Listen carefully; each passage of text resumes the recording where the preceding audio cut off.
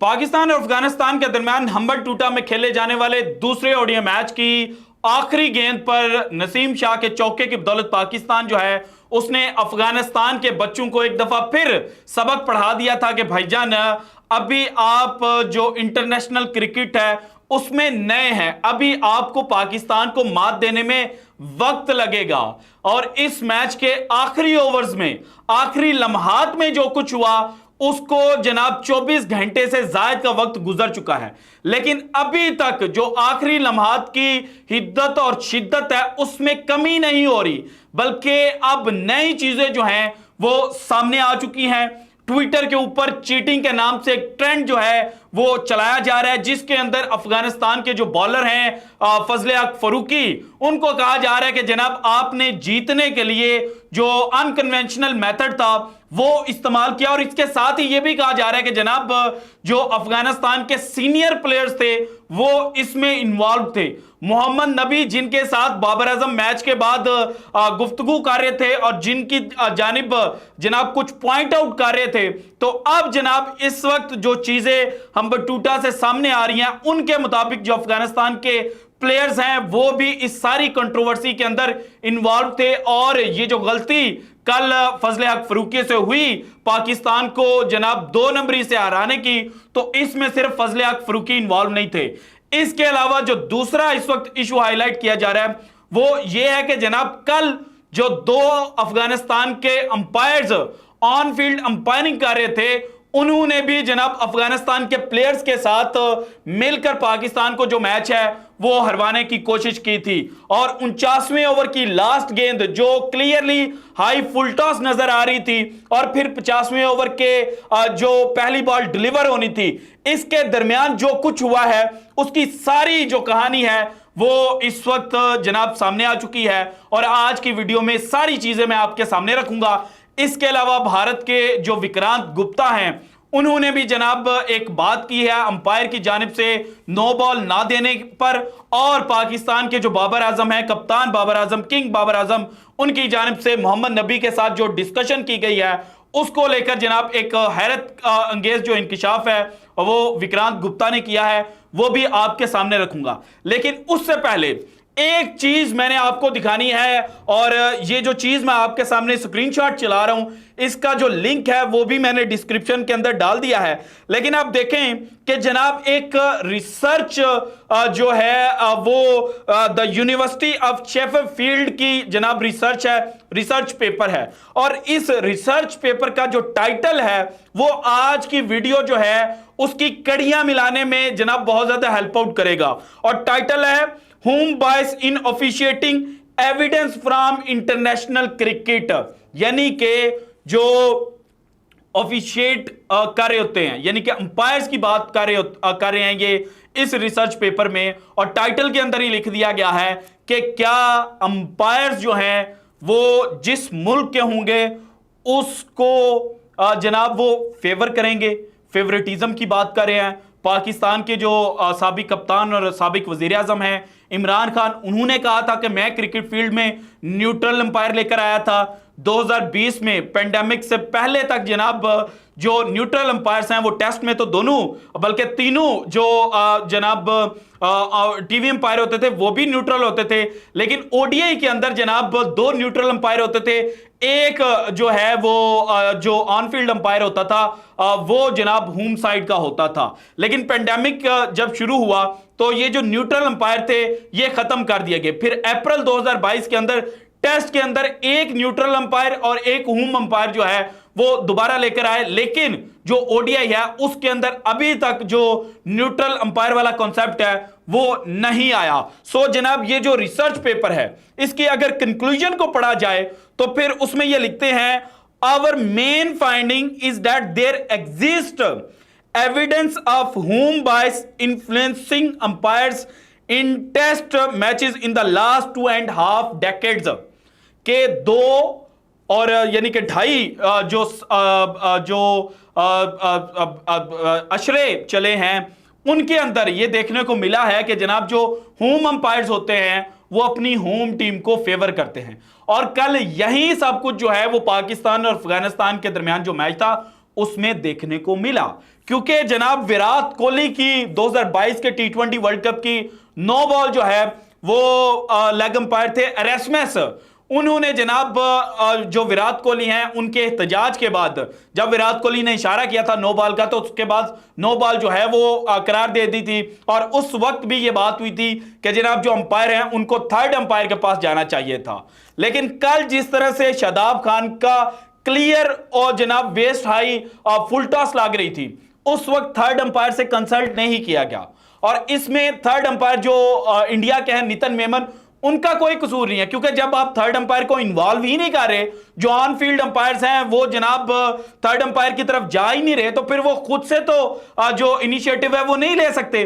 सो इसी वजह से नितिन मेमन साहब जो हैं उनको हम रूल आउट कर देते हैं इस चीज से। और बाकी जनाब जो शरफुद्दौला जो लेग अंपायर थे, उनकी जानिब से इसको क्लियरली जनाब चेक करने की जानिब जाना चाहिए था, या जो जनाब इनके बिस्मिल्लाह जान शनवारी थे उनको जाकर जो शरफुद्दौला है उनसे कंसल्ट करना चाहिए था और बात करनी चाहिए थी कि भाईजान मुझे ये 9 बॉल लग रही है। लेकिन खैर जनाब उस वक्त तक लग ये रहा था कि जो अफगानिस्तान है वो मैच जीत जाएगा, और अफगानी जो है वो भी ये चाहते थे कि जनाब हम पाकिस्तान के खिलाफ जो मैच है वो जीते। ये छठा मैच था और ये 6 मैचेस में से जो लास्ट 5 मैचेस हुए हैं, यानी कि पहला मैच जो 2012 में हुआ था उसको अगर निकाल कर देखा जाए तो लास्ट जो 5 मैचेस हैं, इन 5 मैचेस में जो मुकाबला था वो बड़ा क्लोज देखने को मिला था।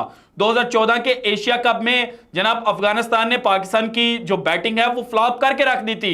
अगर उमर अकमल जो है वो सेंसिबली ना खेलते, सेंचुरी स्कोर ना करते, तो फिर पाकिस्तान जो था वो जनाब 200 से कम रन पर आउट हो जाता और फिर अफगानिस्तान के चांसेस बहुत हाई हो जाते।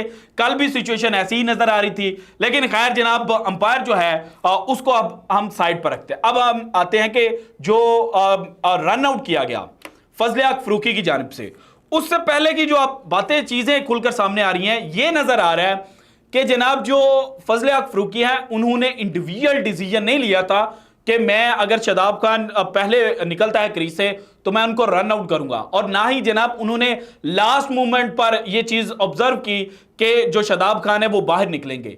बल्कि जो टीम मीटिंग हुई ओवर से पहले, उसके अंदर जो सीनियर प्लेयर्स अफगानिस्तान के आए उन्होंने वहां पर आकर बताया कि देखें नसीम शाह जो हैं वो बैट्समैन नहीं है, बैट्समैन जो हैं वो शादाब खान है, और Shadab Khan non striker end पर हैं। सो शादाब खान पहली ही गेंद पर जनाब हर सूरत रन जो हैं वो लेना चाहेंगे। सो आपने क्लोजली ऑब्जर्व करना है और उसके बाद जो रन आउट है वो करना है। और इसके लिए जनाब ये जो चीजें अब सामने आई है ना, इसको प्रूव करने के लिए एक 3 सेकंड की वीडियो है। ये जरा 3 सेकंड की वीडियो आप देखें कि किस तरह से जनाब जो अफगानी बॉलर हैं फजले हक फरूकी, वो पहले जंप लेते हैं। जब वो अपना जंप लेते हैं, यानी कि जंप के बाद आपने नीचे आना होता है और उसके बाद आपने बॉल ही डिलीवर करनी होती है। सो जनाब जो बॉलर है वो रुकता नहीं है, लेकिन उन्होंने जनाब वहां से जो बैक स्टेप है वो लिया और उसके बाद शादाब को रन आउट किया। ये जरा 3 सेकंड की जो वीडियो है इसको देखें। ये जनाब जिस तरह से इन्होंने स्ट्राइड ली और उसके बाद बॉल डिलीवर करने की बजाय ये जनाब विकेट की जानिब जा रहे हैं, और जब ये विकेट की जानिब जाना शुरू करते हैं तो तब तक जो शादाब है उनका जो बल्ला है वो जो क्रीज है उसके अंदर होता है। लेकिन शादाब खान जो थे वो उनको पता था कि बॉल जो है वो डिलीवर हो रही है, सो वो नसीम शाह की तरफ देख रहे थे।